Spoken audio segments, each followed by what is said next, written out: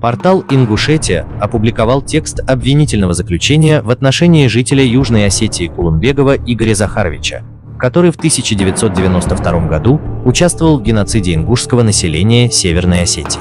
Лично изнасиловал и с особой жестокостью убил ингушскую девушку Арчакову.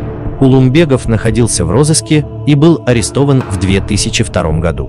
Уголовное дело в его отношении расследовалось Управлением Генеральной прокуратуры РФ на Северном Кавказе и в январе 2003 года было направлено в Верховный суд Северной Осетии.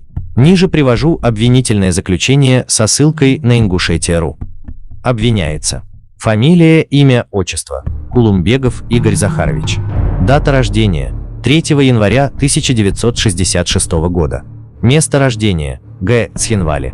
Место жительства и/или регистрации – Южная Осетия, Цхинвали, улица Мамсурова, 12/34. Гражданство – гражданин Республики Южная Осетия. Образование – среднеспециальное. Семейное положение – состав семьи – женат, 2 детей. Место работы или учебы – город Цхинвал, автоколонна, улица Героев. Отношение к воинской обязанности – военнообязанный. Наличие судимости – ранее судим. Паспорт или иной документ, удостоверяющий личность. Паспорт выдан ОВД Цхинвальского горисполкома. Иные данные о личности обвиняемого нет. Кулумбегов Игорь Захарович совершил ряд умышленных преступлений при следующих обстоятельствах.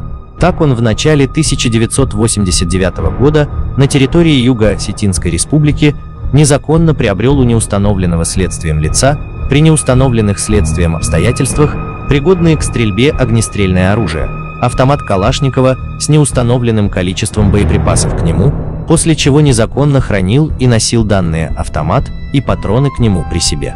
В конце октября, начале ноября 1992 года Кулумбегов с целью участия в массовых беспорядках на межнациональной почве в ходе вооруженного осетино-ингушского конфликта незаконно перевез данные автомат и боеприпасы в РСО Алания, где незаконно хранил и носил их при себе.